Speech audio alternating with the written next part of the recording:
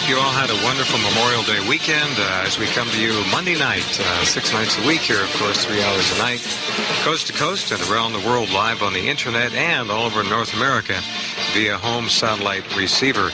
Jim Keith made quite a name for himself a couple of years ago, especially with his most recent book dealing with the black helicopter issue, Black Helicopters Over America. That has now been graced with a sequel, which we're going to talk to Jim about next week. But his most current title, as I just mentioned, is entitled Mind Control, World Control, and I can think of few authors I'd like to see tackle this subject other than Jim Keith, who has a certain flair for looking at things in a unique way and doing some great research. Jim, are you there? Hi there, Jeff. Hi. How are you? I'm doing good. Good. We have much to talk about.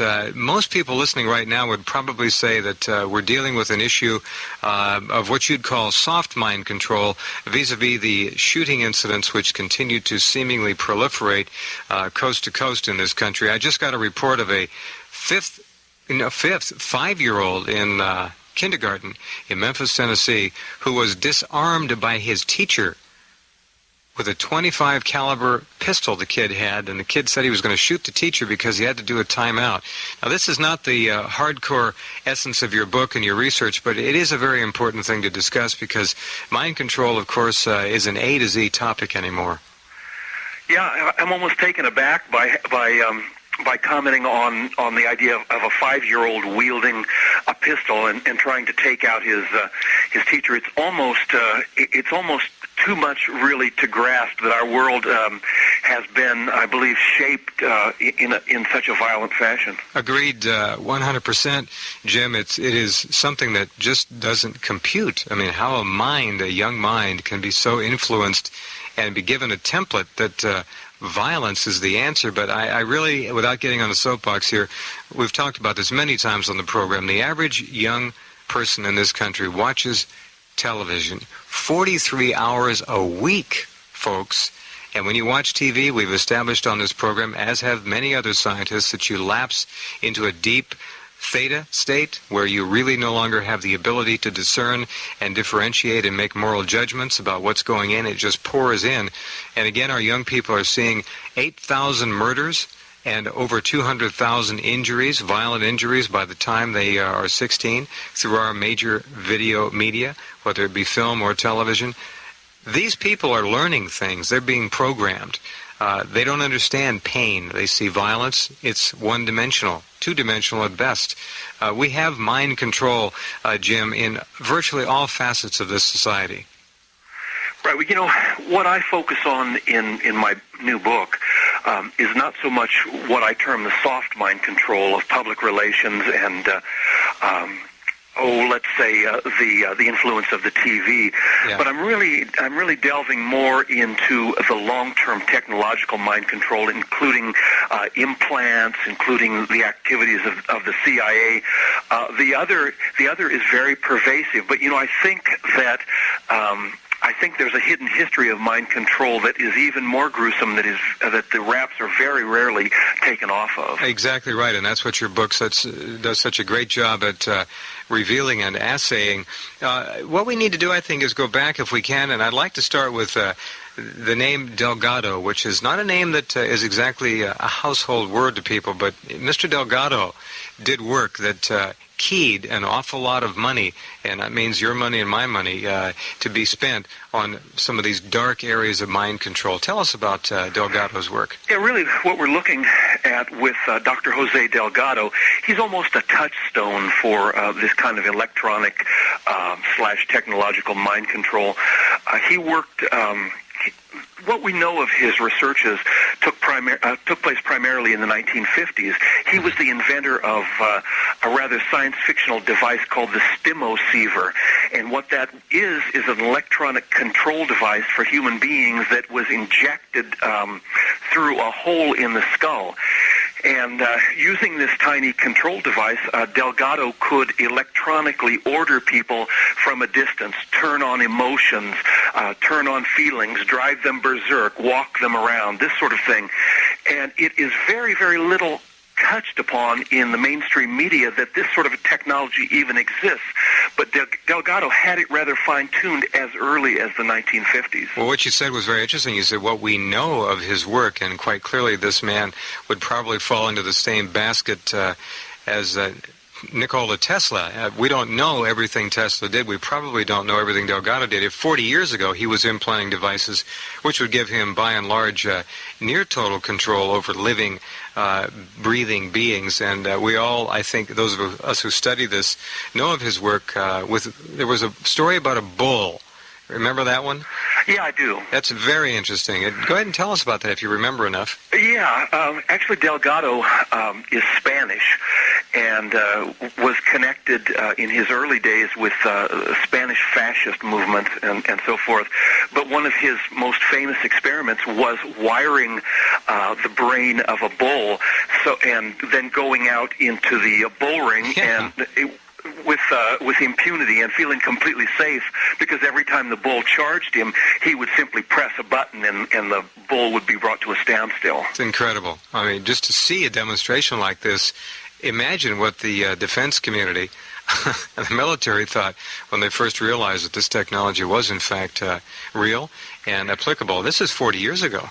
Yeah, and Delgado, that's the most famous of his experiments, but there were some truly more startling experiments that he engaged in. For instance, he kept a colony of some primate, I forget what it was, a baboon or something, in the Bahamas, a compound of baboons that were wired, and he worked on social experimentation, getting otherwise timid baboons to take over and revolt against the leaders of the baboon society. And his comments went something to the effect of that humans too were equally controllable, and that society in fact should be totally controlled from above like that. In your book, you have gone through many dark and rather tawdry areas of mind control endeavor. Tavistock, the original OSS CIA, the Dulles brothers, MK Ultra, all of that.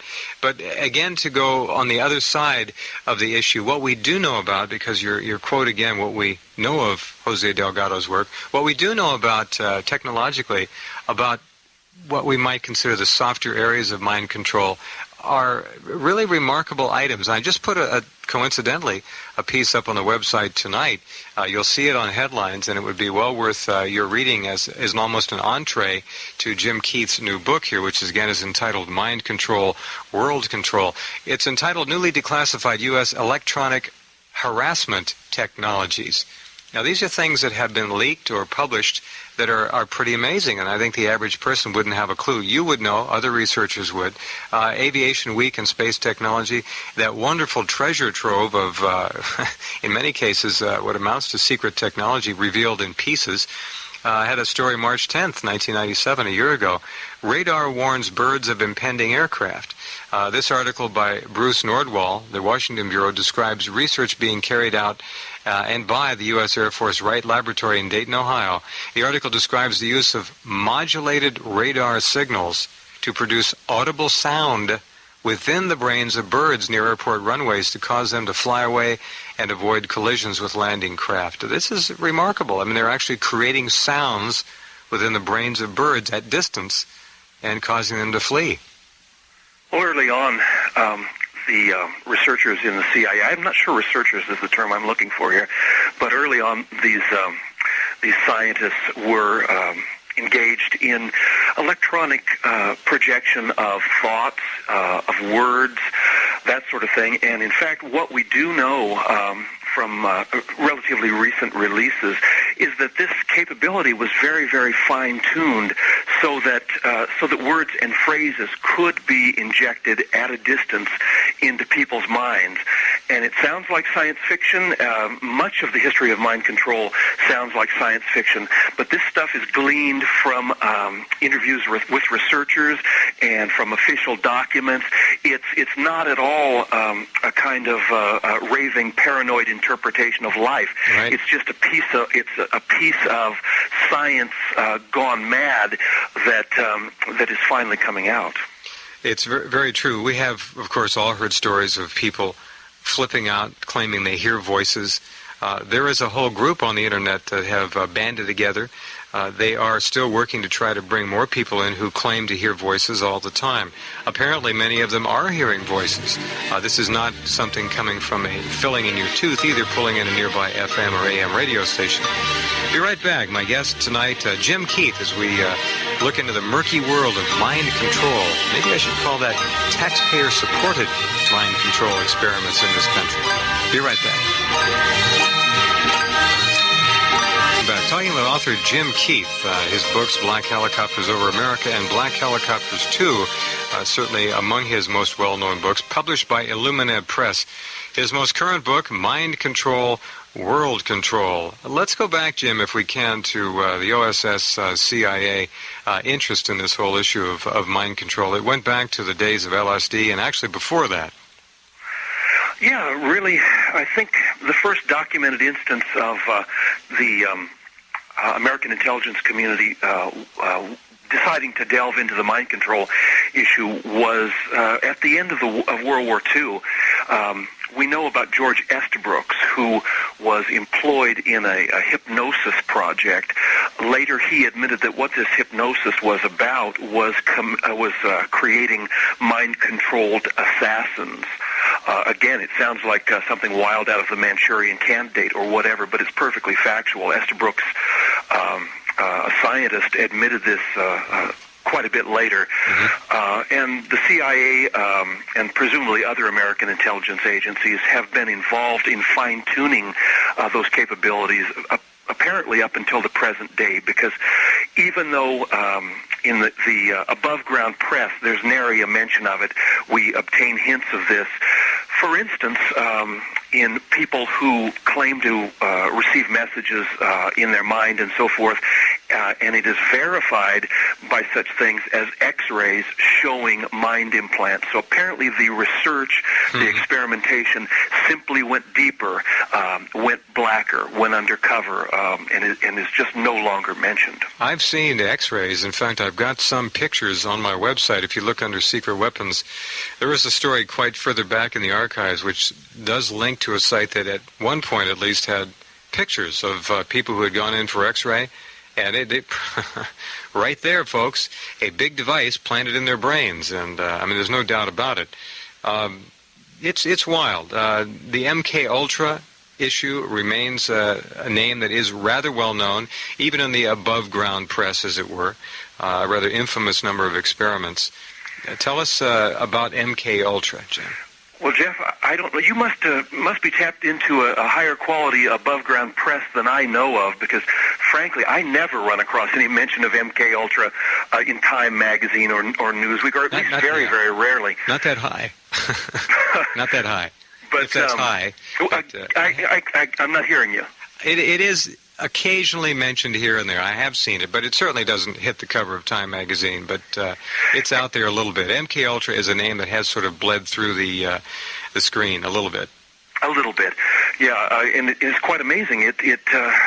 One often hears of such things these days, such as radiation experiments or medical experiments that of a gruesome nature in the past of the American military. For instance, giving LSD to servicemen, but MK Ultra, initiated in the early 1950s, right around 1951, consisted of, I believe it was 149 sub-projects and millions of dollars into all facets of mind control. As an example of the type of things they were doing, the work of Dr. Ewan Cameron is particularly dark. It's reminiscent of the Rocky Horror Show without the humor. At Ravenscrag, this kind of Gothic facility in, as I recall, it was Montreal, Canada. It might have been Toronto.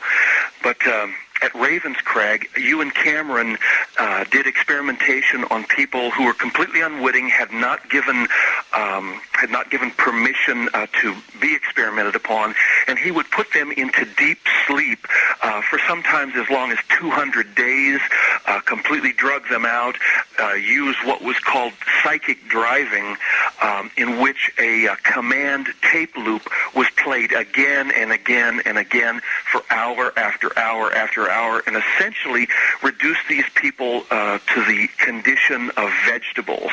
Now, this was all officially done to be therapeutic. However, apparently no one ever noticed any therapeutic results of turning person after person after person into vegetables. It was like a conveyor belt for creating zombies, just to find out what kind of mind control could be done. Yeah, indeed. The movie The Manchurian Candidate said to have been basically made to disappear for about 2 decades. Wasn't around. Couldn't find it.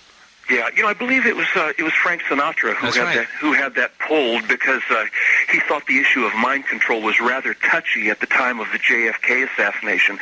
There was a lot of speculation that Lee Harvey Oswald was mind controlled. In fact, the director of the CIA at that time issued a memo suggesting that Oswald had been mind controlled by the Russians. There are a lot of mind control underpinnings connected to the JFK assassination, but since it was a lone assassin, I laugh up my sleeve.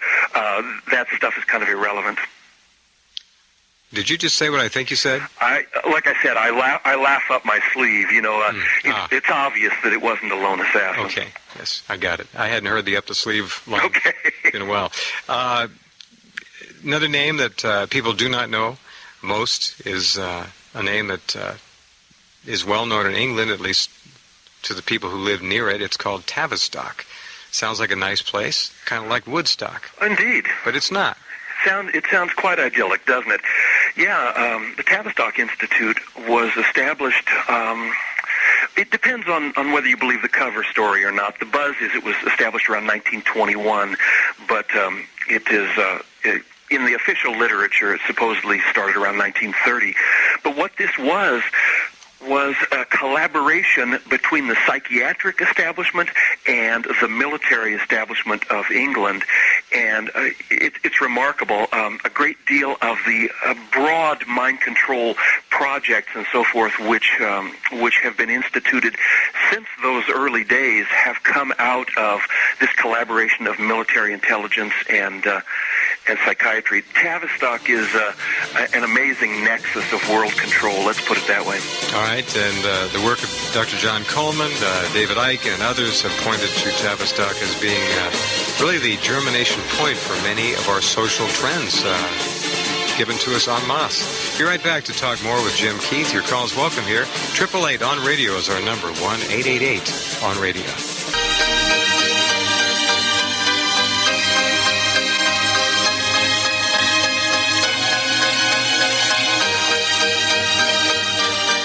Welcome back.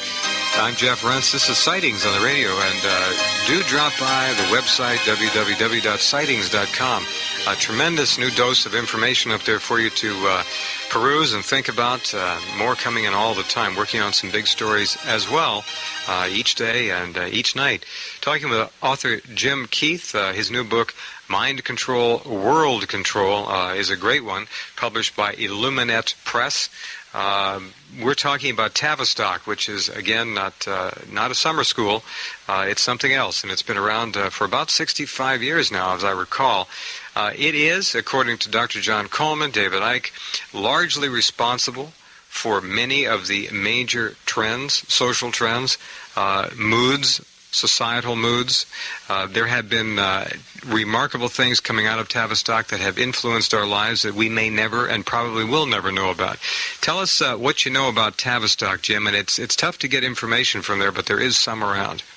Right. In fact, they are not entirely covert about their orientation. In their official literature, they talk about the contribution. Again, I say that with tongue in cheek. The contribution of Tavistock is what they call societry, which is expanding the role of the psychiatrist from treating individual patients to treating cultures and countries and so forth. And they speak of their practitioners as being shock troops for injecting this psychiatric control into the world at large. It's really quite amazing how straightforward they are about admitting this thing. The basic orientation of Tavistock is something that you're probably familiar with already but didn't know it stemmed from them, and that is taking a patient, either an individual or a country, and bombarding them with negative input, whether it be negative views of their peers or whether it be created chaoses like assassination or created crises. Sure, like a wag the dog scenario. Right, in fact. And reducing that person or country to a vegetative state whereby they can be controlled.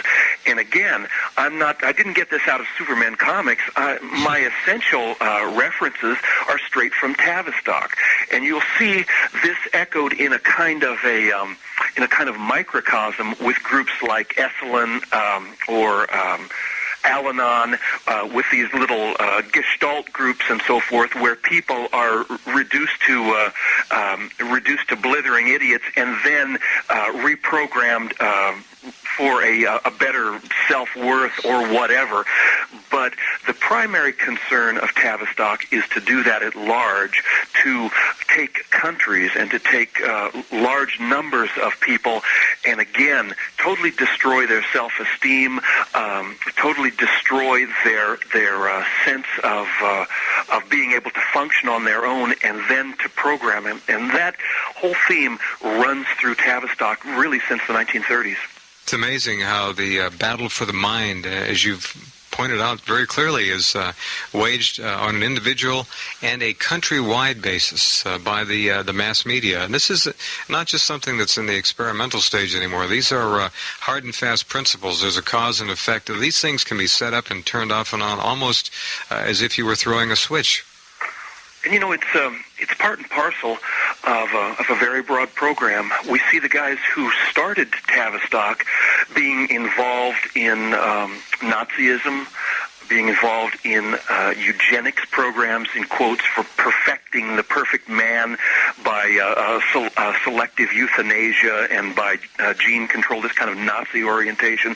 It's amazing that towards the beginning part of this century, you see all of these guys involved in this program really for putting in fine-cut control worldwide. It's startling how closely the personnel of the Nazis, military intelligence, the eugenics organizations, the euthanasia organizations, how these guys all collaborated on this worldwide psychiatric project. It's true. And that was before the real perfecting of electronic delivery means for these various tools, which can be done now, they say, from a truck down your block, a satellite, overflying aircraft, you name it. This was in the days when we had sound and pictures to deal with primarily, meaning radio and television. Transcendental meditation, TM, big fad of the 1960s.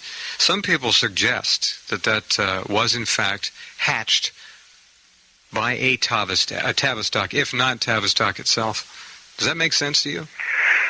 I don't know if that's true or not, but it makes perfect sense as a possibility, in that that kind of thing is turned loose on society, in other words. Yeah.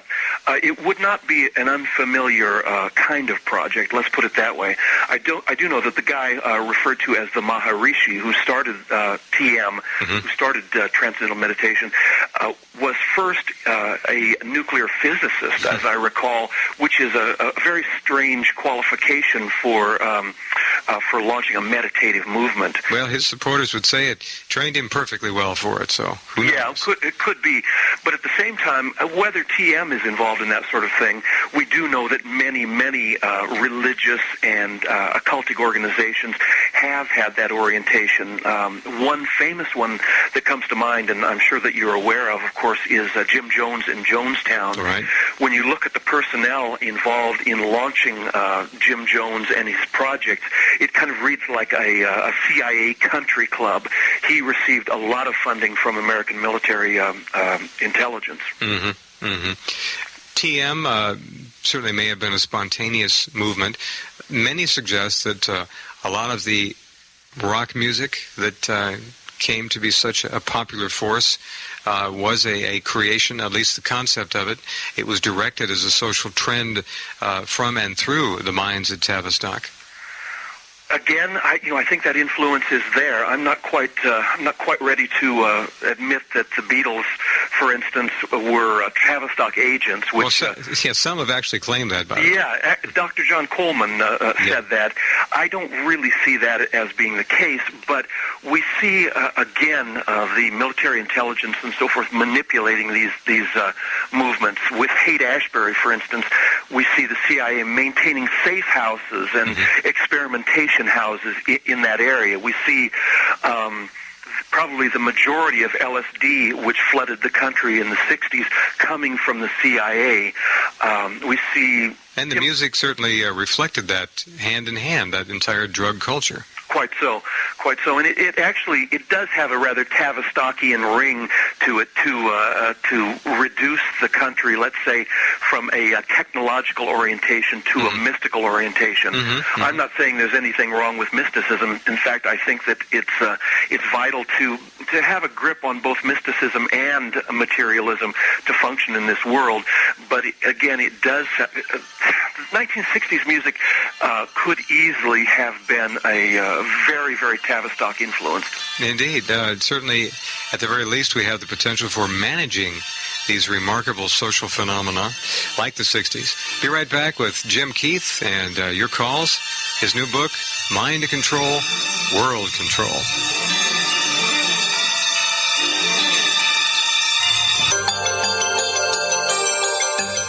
It's always amazed me, the discussion about pop music, popular trends and so forth. This issue of Tavistock could well be that of a seed agency, dropping these things on, and then the society itself is ripe and it just takes right off. Like dominoes, just kick one over and it goes. The management of these trends is certainly something that is well within the purview of Tavistock and other groups like it. Correct, Jim? It's I'm reminded of the metaphor of Danny Castellero, the murdered journalist. He called the conspiracy an octopus, and particularly in the issue of mind control and Tavistock and so forth, we do see these multiple tentacles. And one, people at large, do not make these connections because they are so multifaceted, because they invade so many areas of life. But we were talking about the 60s and about the possible manipulation of music and so forth as a mind control device. A couple of things came to mind, which is there is a CIA memo indicating Jerry Garcia of the Grateful Dead as the late being Jerry Garcia. The late Jerry Garcia as being a CIA asset. Now, as to whether that's disinformation or not, and I know that would be very poisonous to the liberal elements of our audience, it's quite obvious that the Grateful Dead, with their following and with their promotion of drugs and so forth, did do what the CIA memo suggested, which was to derail political activism and to turn virtually a generation of young people into guys who had more interest in their navel than they did into overturning, a kind of controlling class structure. They really derailed a lot of potential activism by having people dancing in tie-dyed clothes. Right. It went, you're right, it went from largely extrovert to an introverted movement, and in a very short period of time, on balance. You look at just prior to the psychedelic movement, what we had was the folk movement, which was very much interested in social iniquity and the underdog and reversing those situations in organizing political movements. And then we switched to Timothy Leary with his tune-in, turn-off, tune-in, turn-on, drop-out philosophy. Well, Leary himself admitted that he was funded by the CIA. Yeah.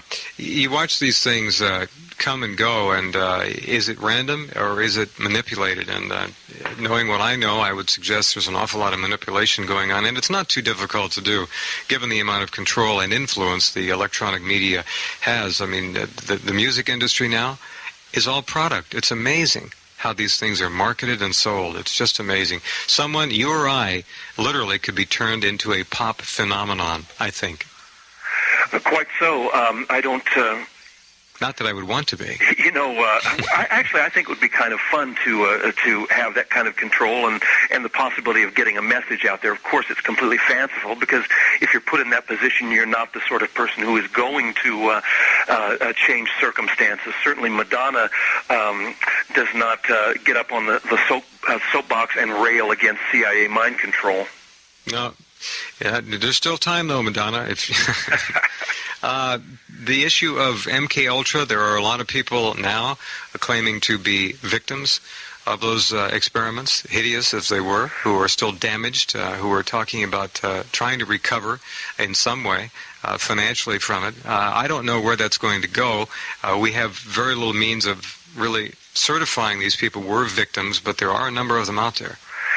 You know, in many cases, I don't think there's any question that a lot of people have been victims of mind control experimentation, and a lot of them have launched lawsuits and won against the CIA. It doesn't happen as often as one would like, because generally these people are paid off.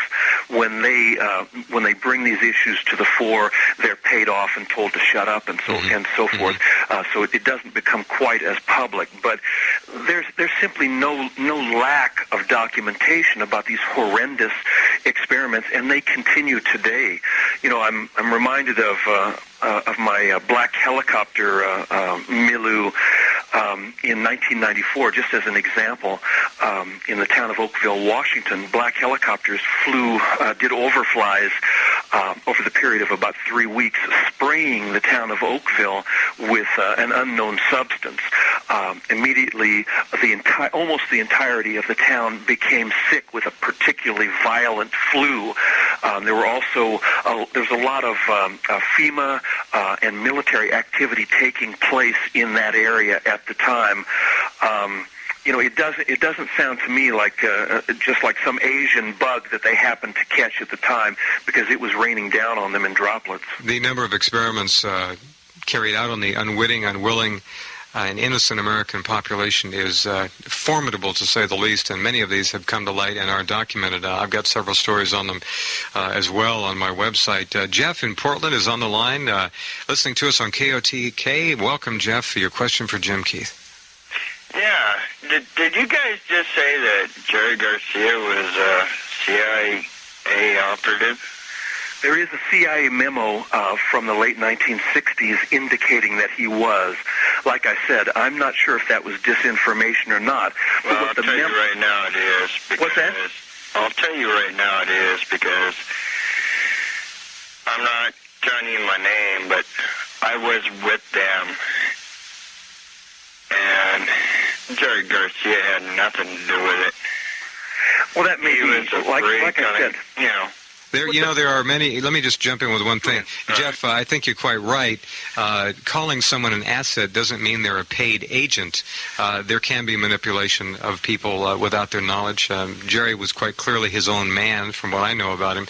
But the issue of control and influence among the popular culture by the CIA and other organizations, I think, is pretty well documented. I think that's the big point. But thanks very much for bringing that up, and we agree. Yeah, well... The guy definitely wasn't in the CIA, neither was Elvis Presley. By the same token, you know, this memo that I was talking about said that the use of Jerry Garcia and the Grateful Dead was to defuse or to derail political activism. And it seems to me that that is the case. I mean, I'm a child of the 60s myself, and I believe there was a lot of good about that movement, certainly good intentions. But the use of drugs, I do think, tends to, again, introvert people and to take them off of societal change and into, kind of an interior paradise or hell that really doesn't, in the long term, affect the structure of the system. Okay, I see what you're saying. Yeah, well, that makes sense. Jeff, thanks very much for the call. Appreciate it. Again, it's a question of manipulation of the society, of fads. Any influence, certainly, that might have been directed toward Garcia or the dead could have been done at a level that they were not even aware of above them. Very simple. And that's my contention, Jeff. That's my contention. It was probably done at a level that they were not aware of. Same thing with Timothy Leary. I think he might have thought, hey, this is CIA experimentation, but ultimately it's a good thing. One has to decide for themselves whether it turned out to be a good thing or not. Well, the puppet masters are more clever than to have direct strings going to lead guitarists and rock groups. It's the message. It's, as you said, the entire milieu of it that really brings home the test results that they're looking. This is all an incredible experiment carried on by a number of agencies in very small microcosmic fashion and on the large canvas as well. And it's almost impossible to delineate and lay it out, but that's what's going on. And again, what I was saying was on the micro level, the psychiatrists talk about bombarding an individual until they are in a vegetative state for reprogramming. And it's projects like this, which is the mass scale of injection of LSD into the United States, that indeed can put a populace into a vegetative state and ripe for programming. The incredible proliferation of psychologists, MFCCs, not that they don't do good work and don't have good intentions, is another earmark of a society that has been turned in upon itself in a way that is certainly, in a de facto sense, in many cases, having an effect of, shall we say, pulling them out of focus as a large mass. And again, the tentacles of the octopus, they make some kind of interesting twinings. You look at the personnel in the American Psychiatric Association back in the 1950s, and you find that about a seventh of that group in the United States were from Germany, from that area, from those eastern countries, and that many of the Nazis that were imported from Germany, about 5,000 of them, after the war, went into the psychiatric establishment and were able to work out schemes that were Nazi in origin, but were whitewashed and then deemed American. Well, mind control certainly was not an invention of the Nazis, but they did a lot of work to bring it to a state of near perfection. All you have to do is look at Triumph of the Will, that really marvelous creation of Leni Riefenstahl, 1937-38, just incredible imagery, and that was put in the movie theaters and visually, literally mesmerized the nation, and certainly impressed many people outside Germany as well. It was really something to see. Germany in the 1920s, with this sort of cabaret sexual sadism, masochism orientation, there's certainly an argument to be made that our society in many ways has been turned into the Germany of the 1920s. Well, all you got to do is hit the internet and you can see some evidence of that if you're not careful. Jim Keith is the guest. His new book is Mind Control, World Control, published by Illuminat Press, and that's available certainly on the internet. What's the phone number for ordering, Jim? Jeff, I've got to correct you. It's not published by Illuminat. I have done a number of books through Illuminat, but this is from Adventures Unlimited Press. However, you can, the best place to get it, in my opinion, is from Illuminat. Again, it's 1-800-680-INET, 1-800-680-INET. And the reason I recommend that is that they have all my other works as well. Sure. It's one-stop shopping. We're going to talk to you in about a week about your newest book in the Black Helicopter vein, Black Helicopters 2, subtitled The End Game Strategy. Back with more, and thank you callers for holding. We'll get to you as we continue tonight with Jim Keith here at Sightings.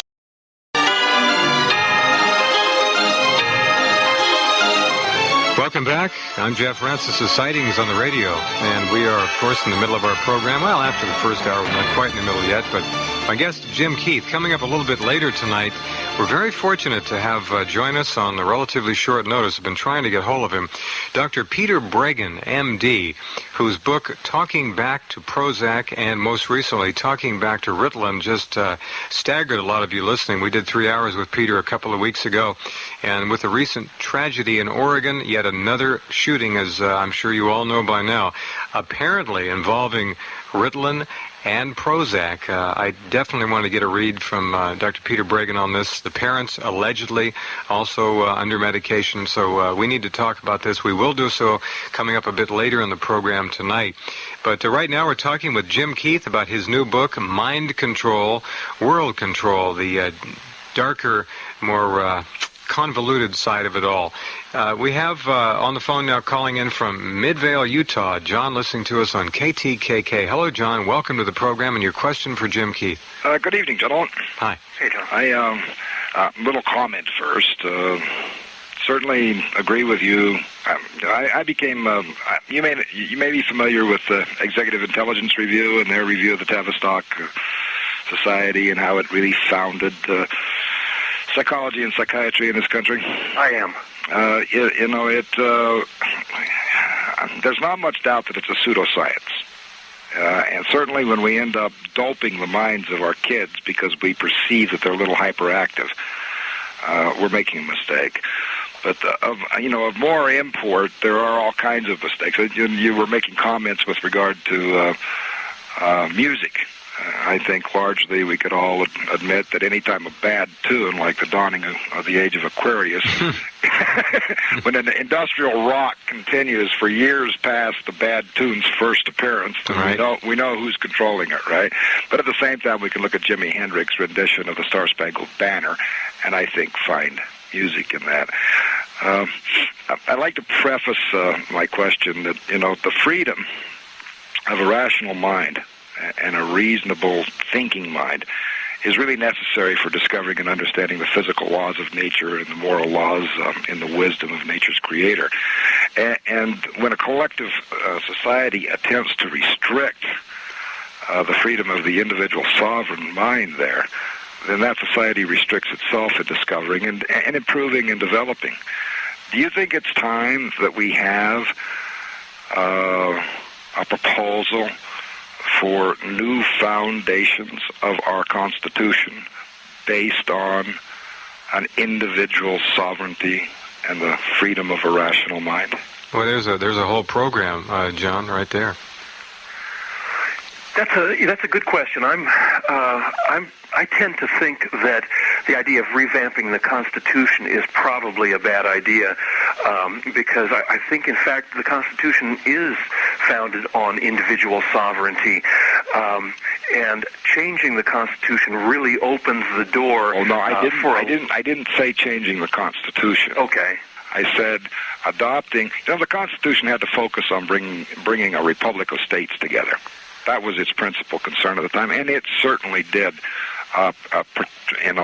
extend, if you will, the idea that each individual has sovereign rights, and it was the job of not only the federal government, but to an extent the federal government to force the state governments to protect those individual sovereign rights. That's there. It's been lost. It's been lost in giving up a lot to bureaucratic administration and the oligarchy that we've created there. Okay. But going, to begin a consciousness in this country, to get away from the entertainment and focus again on what it is that makes America great, a proposal, for establishing new foundations under the Constitution. Examining those foundations of individual sovereignty that support the Constitution, and then finding within that how we've allowed it to deteriorate. I'd say that's been my agenda all along. More than anything, I simply am attempting to orient people so that they're a bit distrustful of control, and so that they become more aware of the excesses that our government has been engaged in, and all of the methods by which their choice and their freedom is infringed. I think that's been my agenda all along. I do hope you success in it. Yeah, well, thanks. One wonders, has our freedom been taken away from us as much as we've been enticed into giving it up one way or another? I tend to agree with you on that for security. we've been enticed to give it up. But there's an old, quote there too. That, yep. You bet. The enticement factor, I think, is great. And when one attempts to criticize the way that people are living and suggest that maybe we don't have our sights set on the priorities. For instance, criticizing the idea of youth culture is for instance, totally wrapped up in music. Is that really appropriate for us to be sort of popping our fingers and talking ghetto patois? Is that really in the interests of the broad public life and in their manner of living? I don't think that really is the key to freedom for most people, to becoming this sort of to get into this fashion and music, and in a way, it's the culture. It's the way of the politically castrated. Well, it's the youth culture, which is now king. The culture of young, of pretty, of firm, of tall. I was in the store the other day, and there were university students nearby, and some were in line. They clearly looked and acted like university students for the most part. And the one young lady was with a guy, and she looked at the cover of People magazine, as apparently they all do, and when you're in line in supermarket stands, you can't miss them. And Cher is on the cover. And the girl said, "Ew, what is Cher doing on the cover of People? Isn't she dead yet?" And I said to myself, this is really an adversarial relationship, younger people and older people. And I'm wondering if that might be the next divisive tool. What do you mean next? I come from, I'm a 60s child. I was graduating from George Washington University in 1969. Okay.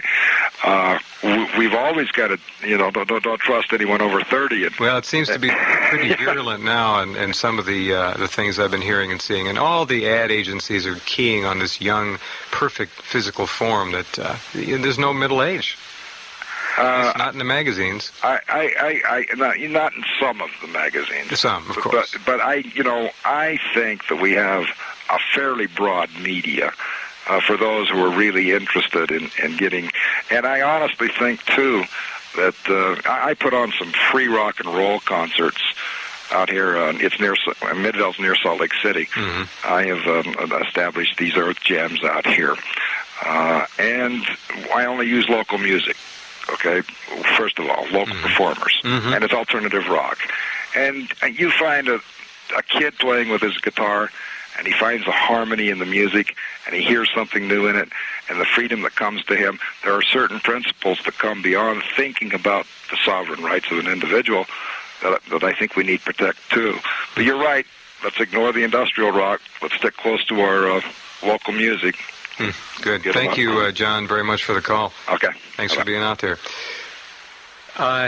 Jim, the idea, again, going back to the number of psychiatrists in this country, accident or encouraged? Well, what my book is about is kind of the history of mind control and all of these different fabrics that are intertwined to sort of create a straitjacket for the society. And in terms of the psychiatric establishment, you look at their motives and you look at their history, and it is entirely materialistic. It goes back not to get too arcane here, but it goes back to the late 19th century and the German-Prussian system, both of education and of psychology. And their whole thesis was that man is an animal, man has no spirit, and that the correct orientation is to grant the state complete control, and the individual is simply a cogwheel. And I believe psychiatry has furthered that agenda for the entirety of this century through groups, for instance, like the Nazis, through funding by the Rockefellers, through the horrible experimentation of the CIA. In fact, psychiatry and the Prussian school system, which we have, it was always oriented towards keeping the person down, socializing, meaning robotizing them. I don't see that as a healthy thing.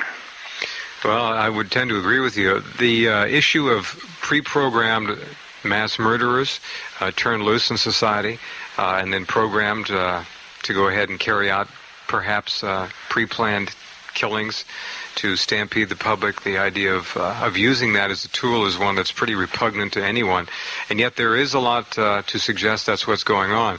When we continue with Jim Keith, we'll talk about that. Your calls are welcome. A bit later tonight, we're going to be talking and visiting with Dr. Peter Bregan, MD, about Ritalin and Prozac and what's happening to our young people in the schools around this country. I think you'll be shocked and stunned. We had Dr. Bregan on a couple of weeks ago and did 3 hours on the Ritalin issue, and it was amazing.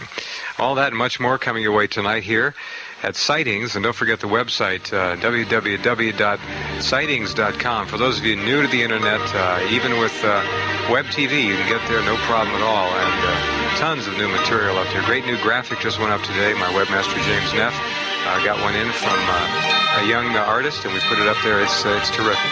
Be right back with more in just a couple minutes.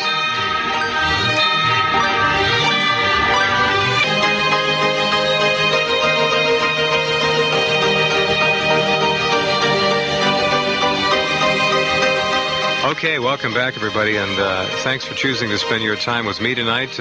Jim Keith, my first guest this evening. By the way, Jim will be back next Thursday to talk about Black Helicopters, his new book, Black Helicopters 2, The End Game Strategy. A lot of people don't think there are black helicopters, but believe me, after you read Jim Keith's book, there is no doubt. Talking tonight about his other new book, Mind Control, World Control. It is available through Illuminate Press at 1-800-680-INET, I-N-E-T. We're going to segue here, I think, Jim, very nicely into this most recent high school shooting and ask you to describe the technology available to people who might want to do such a heinous thing as programming a human being to go out and commit an atrocious slaughter like that. You know, the entirety of the technology is not known to me, of course, because there are certainly a lot of secrets, and that's my job, is kind of uncovering these secrets. But we do know that the CIA, for one, along with other intelligence agencies, has been involved in the creation of mind control subjects, and with a particular interest in mind control assassins. Now, this most recent debacle in Springfield, I don't know if there was any kind of overt manipulation there, or whether, in fact, it was this sort of psychiatric orientation of putting people on drugs, of reducing their consciousness. That really is all it would take to create a berserker like that, and we are seeing these berserkers quite commonly these days. There may have been no CIA agent lurking behind the screen on that one. It may just have been the use of these drugs to suppress kids' impulses and so forth, and the barrage of information we get. But but a more fine-cut technology does exist, and you see that often in the high-profile cases, like, for instance, Mark Chapman, who killed the rock star John Lennon. Right. You see him involved tangentially with all these sort of CIA connections. Very strange. Yeah. Very strange things. You see him in Lebanon right at the time when the CIA is running an assassin squad training school there. Guys like Sirhan Sirhan, who killed Robert F. Kennedy, which people have suggested might have been in the interest of the establishment to have this kind of radical political figure killed. You see experts attesting that at the time of the assassination, Sirhan was definitely hypnotized. It goes both ways. You do have these mind control. Overt mind control projects, creating assassins, yet at the same time we live in a culture, a psychiatric culture that reduces the freedom of choice, the intelligence of people, and that also can create these berserkers that go wild in schoolyards.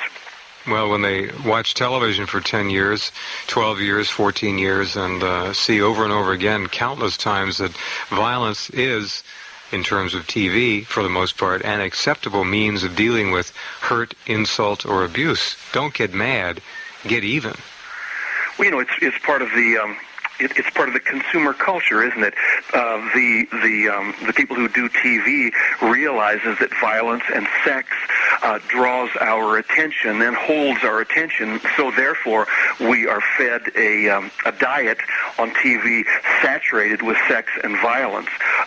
And seeing that sort of thing, what is it, for 6 hours a day, for 8 hours a day on the average? I don't know what it is. 43 hours a week. But it definitely puts a groove in the brain cells.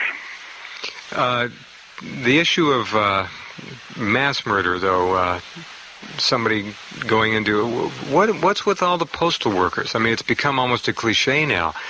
Someone goes postal, they say. There have been a number of these instances. Is there something being done to polarize our society, to encourage and enhance the prospects of total gun control and removal? Is that a possible agenda in the mind control venue that you're familiar with? Surely. A lot of people have speculated that it is remarkably useful to the agenda of, let's say, the New World Order to have these people going berserk, and this in turn opens the door for a lot of gun control and so forth.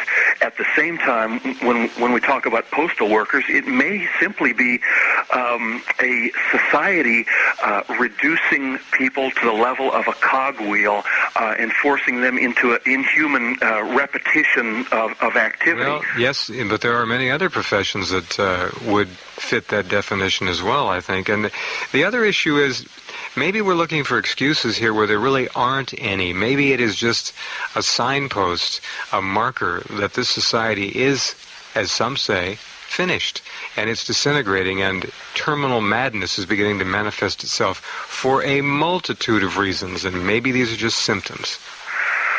Personally, I would not choose a generalization like that. I think that there are plenty of specifics, and one of them is that the individual is now seen by the powers that be as being something to be utilized and to be something to be manipulated.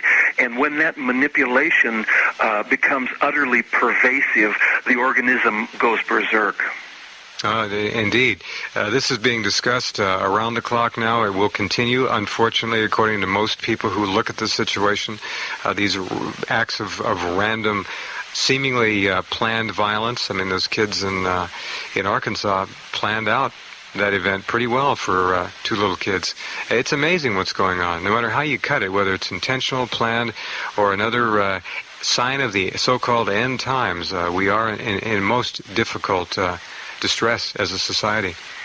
But there are keys, and one key to the people who go crazy and shoot up the schoolyards, as I said, one key is that a high percentage of them are on psychiatric drugs, and I think that needs to be trumpeted. Well, we're going to trumpet it with Dr. Peter R. Bregan, whose book Talking Back to Ritalin was the subject of a program here 2 weeks ago. We're going to get to him next. Jim, thanks very much for coming by tonight. This will be a great segue. We'll cover the bases tonight. Mind Control, World Control, the new book by Jim Key. Thank you, Jim. Talk to you next week.